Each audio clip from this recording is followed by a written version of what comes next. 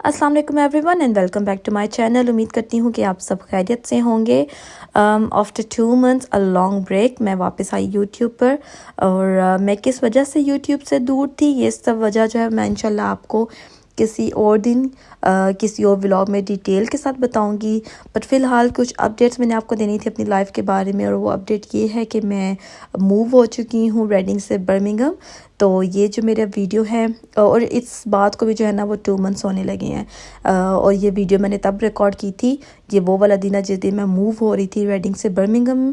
तो मुझे जो है ना वो टाइम नहीं मिला था व्लॉग अपलोड करने का। वैसे मैंने पहले तो सोचा था कि मैंने यूट्यूब छोड़ देनी है, लेकिन फिर मैंने डिसाइड किया कि मैं यूट्यूब की अपनी जर्नी जो है वो कंटिन्यू रखूँगी। हाँ, लेकिन मैं अब कैमरे के फ्रंट पर नहीं आया करूँगी। आप सब लोग अब मुझे देखा नहीं करेंगे, जस्ट मेरी आवाज़ हुआ करेगी, मेरा वॉइस ओवर हुआ करेगा। और इसकी भी जो रीज़न है वो मैं इंशाल्लाह आपको जो है वो बताऊंगी किसी और व्लॉग में। तो आज का ये जो दिन था वो ये दिन था कि हम लोग बर्मिंघम मूव हो रहे थे। मैं और मेरी बेटी इस टाइम ट्रेन स्टेशन पे हैं। हम लोग अपनी ट्रेन का वेट कर रहे थे। आज ही हम लोग को जो है वो अपनी घर की कीज़ भी मिलनी थी, और घर हमें जो है ना बहुत ही जल्दी में मिला है। हमारा यहाँ पर कॉन्ट्रैक्ट ख़त्म हो चुका था और हम बर्मिंघम मूव होना चाह रहे थे। तो अल्लाह का शुक्र है कि हमें जो है वो लास्ट टाइम पे, लास्ट मिनट में कह लें कि हमें जो है ना ये घर मिला मेरी एक फ्रेंड के थ्रू। आयशा उनका नाम है। Thank you so much Ayesha. तो अगर आप मेरा व्लॉग देख रहे हैं तो थैंक यू। तो उनकी वजह से ये घर हमें मिलना पॉसिबल हुआ। तो बस अभी हम लोग जो है वो ट्रेन स्टेशन पे ही वेट कर रहे थे। और ये जो दिन था, इस दिन जो टेम्परेचर था वो -3 था, और -3 डिग्रीज़ में मेरी बेटी कह रही थी कि मुझे ये जैकेट नहीं पहननी है। वो यहाँ पर बस यही शोर डाली जा रही थी कि जैकेट उतारो, जैकेट उतारो। तो और कैन यू बिलीव कि -3 में उसने विदाउट जैकेट जो है वो ट्रैवल किया, और वो बिल्कुल भी नहीं मान रही थी। और अल्लाह का शुक्र अल्हम्दुलिल्लाह उसको कुछ नहीं हुआ। मुझे ये डर था कि इसको सर्दी ना लग जाए, लेकिन यहाँ के बच्चे शायद यूज़ टू हैं, तो इस वजह से इसको जो है ना वो ठंड नहीं लगी है।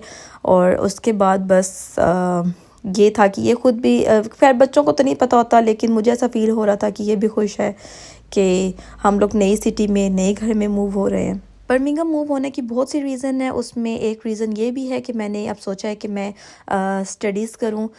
पाकिस्तान में भी मैंने जो है वो डिग्री ली हुई है। BS ऑनर्स मैंने किया हुआ इकनॉमिक्स एंड फाइनेंस में, लेकिन मैंने सोचा कि मैं यहाँ पर भी कुछ पढ़ूँ। तो मैंने जब डिफरेंट यूनिवर्सिटीज़ का देखा, तो यहाँ पर जो करीब में थी रेडिंग के, वो लंदन की यूनिवर्सिटी थी, जो कि बहुत दूर पड़ रही थी। मुझे ट्रैवल करना हार्ड था मेरे लिए। फिर मैंने सोचा कि बेस्ट ऑप्शन ये है कि हम बर्मिंघम मूव हो जाएं। बर्मिंघम की यूनिवर्सिटी में मैं एडमिशन लूँ, तो वहाँ पर जो है वो मेरी फैमिली भी है।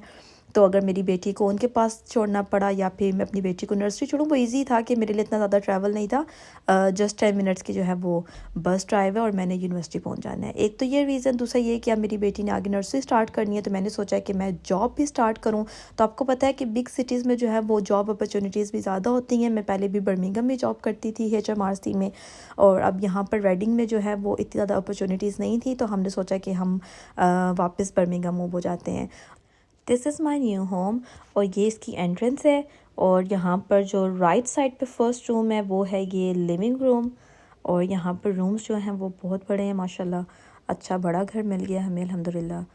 और ये इसका लिविंग रूम है।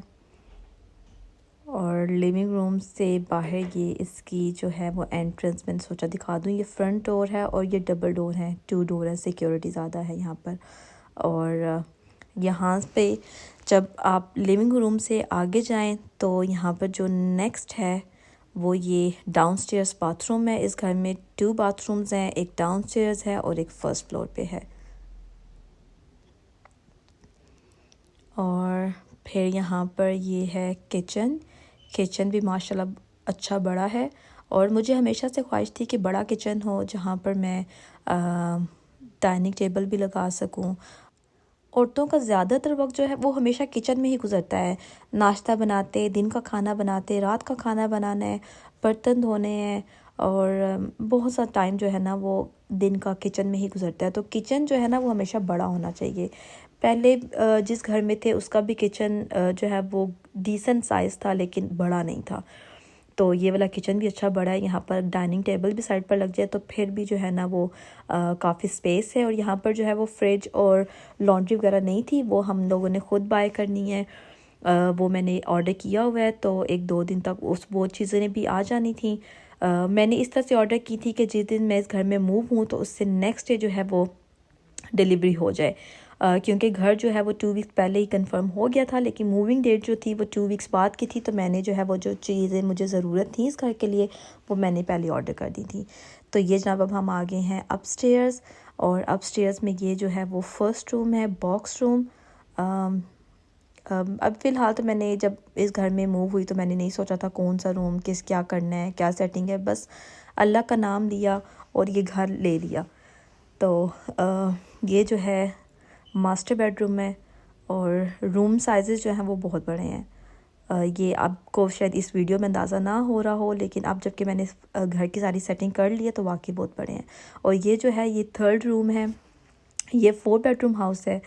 ये जो है वो तीसरा रूम है, और ये पीछे गार्डन जो है वो भी थोड़ा सा काम होने वाला है। तो एजेंट जो है और जो ओनर है उनसे बात हुई है, उन्होंने बोला है कि जैसे ही वेदर चेंज होता है तो गार्डन वगैरह जो है वो सेट करके देंगे। और ये जो है वो 4th बेडरूम है।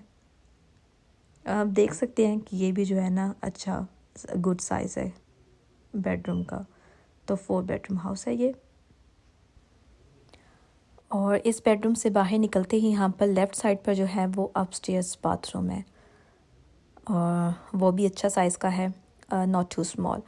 तो उम्मीद करती हूँ कि आपको मेरी वीडियो अच्छी लगी होगी। इंशाल्लाह मैं आपसे मिलूँगी एक नए दिन एक नए व्लॉग के साथ। तब तक के लिए अल्लाह हाफ़िज़।